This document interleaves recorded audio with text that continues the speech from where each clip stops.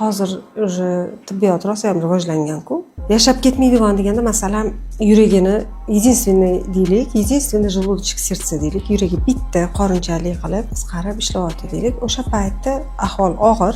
Yashasa ko'pi bilan 6 oy yashaydi deysiz. 6 oy ko'pi bilan. Men bittagina ko'rganman 6 oy yashagan masalan единственный сердце bilan, Ava kanal bilan. Men yashamaydi deb o'ylaganman. Alloh bor lekin ko'rasiz yashaganda shu. Lekin operatsiya qilish imkoni bo'lmagan.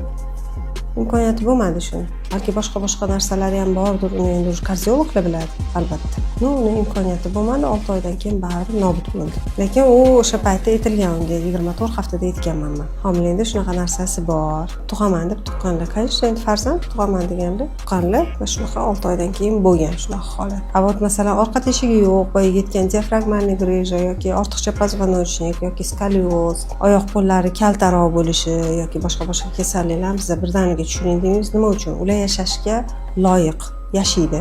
Nogirondir. 90lik bo'lsa ham yashaydi. Yasha olmaydiganlari bor. Masalan, gartani yo'q, oshqozoni yo'q homilaning misol uchun. Umuman oshqozon yo'q. Orqa teshik bor-ku, oshqozon yo'q. Tug'ma yo'q yoki qizil o'ngach yo'q.